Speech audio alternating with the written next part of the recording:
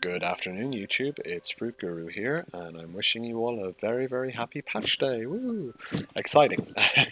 I love Patch Day. I'm not really doing too much in this banner myself. I did a few pulls earlier. I didn't get Vanera, I didn't get Dario. So, a bit of a bummer, but I didn't invest the resources and I didn't save the resources, so I can't say I'm particularly surprised with the results. That's how gacha goes. To those of you who did pull, congratulations. I'd say you're really chuffed. You've got a really good unit, and I'll be going back for her down the line when the resources dictate it. So anyway, for this video, I'm starting a new series called the B tier series.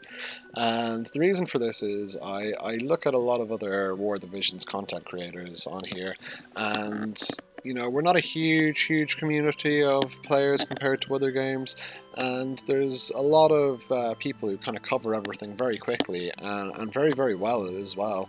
I'm always kind of saying Cabbage is a really good content creator, and he's played or plays as well on JP, so he's got a little bit of first-hand experience with what's coming out, and I don't have that. I don't particularly like kind of guesswork or speculation, so I'm going to leave that to the likes of him, and I'm going to just have a bit of fun with B tier units starting today. So what is a B tier unit, I guess, is probably the best place to start. Well, a B tier unit, with any gacha game, you're always going to find, in fact, probably one of the first things you do is you check out the tier lists of units, so you know kind of what you're starting with. And this game is no different. It has a tier list generally broken into the S tier, the A tier, and the B tier. And S tier units, you all know them, they're Lucias, Orlandus, Medianas. They all do what they do really well and are kind of, for the most part, interchangeable with most contents. You don't really... They're kind of good at a few things, and they do them really well. Then you have A-list, and that's your Ramsas, the likes of that. They're really strong characters as well, but they're not as impactful, I guess, as some of the others. And then down at the B tier list, this is where characters that tend not to be used much at all. They're often overlooked or completely ignored. And they're not, just because they're B tier, it doesn't mean that they're bad. It just means that they have particular niches to fill, but they tend to do them quite well. And this game, more so than other gacha games I've played, they can be quite viable. So there's a good few of these around, but seeing as we have the new patch today and Tyrell has just dropped as the free unit, I think we're going to take a look at him and we're going to work on him first. There's a few other reasons for this I'll get to as well. Just to kind of recap on the past, we've had 3 other free units to my knowledge, which have been Yishitola during the Final Fantasy XIV event, who is considered S tier and is a fantastic unit with heals and damage. We have Gafgarian, who is also S tier, who's a fantastic dark slasher. I know I give him a lot of dirt in player versus player content, but as a unit for hard content, especially when you're using manual controls, he's quite invaluable, and he's my only dark slasher that I have. So I'm actually going to have to max him to be relative in future content coming out, which I'm going to do. We also have, and apologies if I pronounce this wrong, Etre, and I will get to this character eventually, but probably not for a while, because I do not like anything that I see here. I don't like the monk main, the subclasses don't particularly excite me, and I just really dislike the overall character design. I don't know what's going on here, but it's not kawaii, Okay, yeah. So anyway, today, as I mentioned, we get... Oh, where's he gone? Here we go. We get Tyrell. So, why am I building Tyrell? Or why would you build Tyrell, more importantly? I found with the tower that we just had, the event, I really needed units for certain parts that specialised in countering those parts. And I found when I didn't have a unit to fill this void, I kind of ran into a bit of trouble. Most notably, I think the 19th floor, if I'm correct, possibly the 18th, the one with all the spell blades. That gave me a huge amount of trouble because a lot of my units are very squishy to magic. They have high faith or they're just not big in stats in general. And basically, I bought in an under-leveled Trievia. I think she was about 70 at the time. And I didn't expect much, but she was able to carry my B team and the likes of my level 69 Rairyuu here to actually complete the level without having a reset, which was quite big for me anyway. So, niche character, she's not considered S tier. In fact, a lot of people kind of don't have much time for her at all, it seems. But I think she's quite good, and she, as I said, she filled that niche, and she did it really, really well, and it made the difference. So my current situation now is I don't have that many tanks. I have Mont and I guess Frievia, but she's more of a healer. So I don't really want her to be taking damage and having to heal herself. I want her to be more so focused on healing other people. So my problem was when Mont ran out of steam in the tower, or Mont came up against somewhere where he was countered really hard.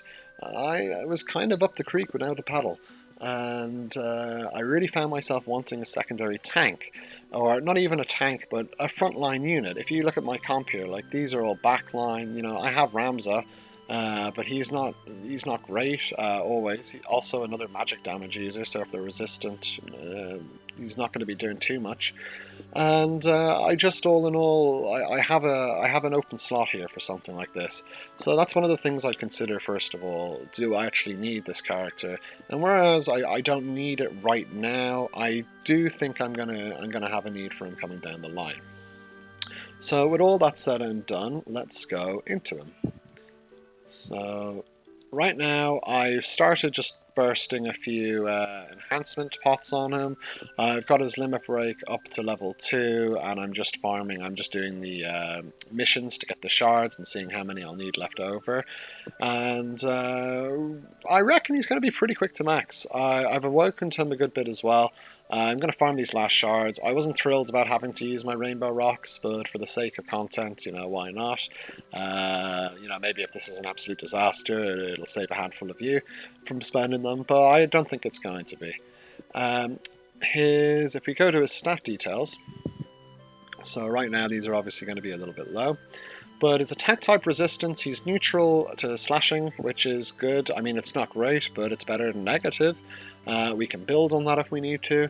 For piercing, he's actually got 20% up, and I'm not 100% sure if I'm right in saying this, but I think a lot of tanks are actually weak against pierce. So, this might be a kind of situation where, we want... we want to go against like a lot of spear users, but everything else is getting crushed, So like a nice little counter to that. It's fairly self-explanatory. The striking resistance is down, which I'm not too worried about. Striking units tend not to give me a lot of problems, and they tend not to do huge amount of damage when they do hit me. So, not the end of the world. The pew-pews or missile damage is neutral again. Missile and slashing we're probably going to be coming up a lot of against if we were taking this into PvP at the moment. So at least they're neutral. Magic, way down, minus 25%. Quite unpleasant, but, I've looked at my situation. I know that I have Frievia if I need to soak up some magic, so I'm not too worried about that. It's about building what you need. There's no point in kind of doing the same type of unit again and again and again. Elemental resistance, obviously we're a bit strong against fire and we have the element advantage. We are weak against lightning, so a Salir could be very, very nasty. That's 45% against her magic, and Orlando's and whatnot. But again, not particularly looking at this guy for PvP content. He's more going to be my get out of jail when I'm stuck on hard content card down the line. As for the status ailments, resistances, weaknesses, nothing too much to comment about right now, except for Toad. I think this is quite nice having a 50% resistance, because in the tower, again, I got toaded quite a lot, and even if I had answers such as Asuna or I can recast Toad in my Mediana, it's taking up a turn, and then that means somebody else is taking damage when they didn't necessarily need to. So this is nice. This could think of it as min-maxing your efficiency, I guess, with this character. So handy going forward. We can equip swords, armor, helms, and accessories, which is quite nice. My gear's not particularly great, but I would say for now, to start with, we're probably going to give him the Excalibur, so we'll set that. As for armor, I don't have great options here. It's a little bit poor. For now, I'll just probably give him... I'll give... I don't even know. I don't really have anything suitable for him. We'll give him this really, really bad golden armor for now. And TMR, I'll have to get back to you guys. I'm not fully decided yet. We'll see what we have at the time. So jobs, Knight, which I like because Knight's generally tanky, so this is going to give him some sustain on the front line. Viking, I actually haven't used any Vikings in my comps yet, and I kind of overlooked this at first. But then when I went in to the ability board, I saw Viking kind of offer skills that have leech and whatnot to top up your health, so that might be quite useful. And the passives are quite strong as well on Viking. And finally, Lancer, which I don't see myself using this. I never say never, but I think for most content I'm going to be either in Knight or Viking. I do really like Lance and Dragoon type units, but I just don't really have them in my builds, so lacking the synergy there, unfortunately. Into the ability tree. I'm going to bring up a page of stats in a minute, so I'm not going to focus too hard on this, but I think the HP up level 1, if I'm going to go a bit tanky with this, is really nice. Viking lore, which is HP and attack, is quite juicy as well. And then we have Deadly Mastery for critical hit rate. And if we were taking this into PvP for whatever reason, or if we were in a kind of tower map where everything's missile, we do have unyielding protection here, which is going to make us a little bit tankier against that, which is really nice. The reaction skills, Sword Guard. I use Magic Guard on my Ramza and my Fryevia, and I very rarely see it proc, so if this is similar, I maybe won't bother with it too much. Counter Thrust is generally nice, do a bit of damage. We're going to have a little bit of more damage on this than kind of proper tanks, so that might be good. And Fighting Spirit, depending on how much HP medium this is, we might consider it. Berserk, I'm not too sure. I'll probably go with Counter Thrust, possibly Fighting Spirit, depending on how the build looks like when we're finished. And finally, I guess what we'll take a look at there's a lot of break skills in this, which is nice. I tend to kind of ignore break skills a lot until I really, really need them, and then they're extremely useful. So, not something to sleep on. Always be aware that you have them, and if you're really stuck at something, sometimes a break skill can make all the difference. As for the nodes, yeah, we'll have a look at those in the sheet now. And I'll leave it at that. So I guess the main reason why I'll be leveling this is as a kind of alternative to Mont, a little bit of an off-tank. He obviously doesn't have any taunt, so hate generation is not going to be big, but he's going to be able to get up in the front lines and get in their faces, and that's his purpose as far as I'm concerned for using him. So if we scroll through here and I turn this up, I've just got a page of stats you can look at. So if we compare, apologies, I'm about to cough. Maybe I'll pause the stream. Okay, there we go. It saved Joel from having to listen to that. So yeah, if we take a look at the raw stats here, we can see Mont is obviously straight away, he's got more health, but Tyrell's got a decent chunk more attack. The magic we're not too bothered about. TP, pretty much the same, not going to really impact us too much. AP, we have a little bit less, but again, some of Mont's like kind of big skills are really big AP drains, so he probably needs it. The movement and jump we lose out by 1 movement on, but that's not the end of the world. It is noticeable. I mean, 4 move compared to 3 move is really not something to be snuffed at, and it's one of the reasons why Mont is so good as a tank, because he can just get straight up in there. Luck and Dex, we're going to see Mont has a lot more of, so he's probably going to be evading a bit more than Tyrell. He's probably going to be getting more crits.